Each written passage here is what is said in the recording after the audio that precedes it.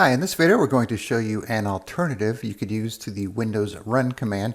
So what I mean by the run command is if you press the Windows key plus R, and then you can run a command right from this box here, and then also see your history. Then you can also browse for some files too. But that's pretty much all it does. So if this is something you use a lot, you might want to check out this other program. It's called Run Command. So there is an installer version and a portable version. So I'm using the portable version right now. So there's nothing to install. So you just double click it to run it. And now you have this box here where you could put in your commands just like you can with the regular run menu. All right, but it also has some other options down here. So if you want to open Task Manager, for example, you want to see the system properties, reg edit, command prompt, PowerShell, got computer management, control panel, disk management, the regular run command, you got device manager, services, the DirectX dialog, shared folder management, and user accounts. Then we also have some options up here.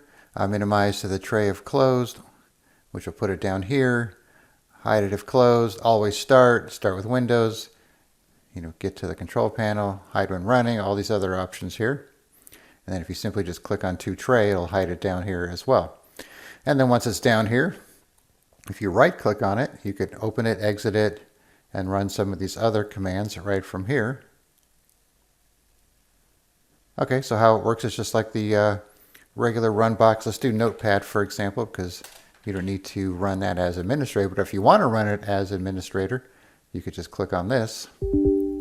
Then it'll run that app as administrator, even if it doesn't need to be. Then, of course, you could just run it normally, too.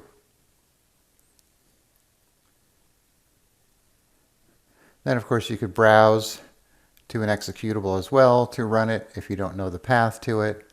And then there's actually a couple little options up here. I'm not sure why they're not really labeled, but get to some programs from there, as well as here. So as you can see, it's a nice little upgrade to the regular Windows run command if it's something you use a lot. So I will put a link in the description where you can download run command and you can try it out for yourself.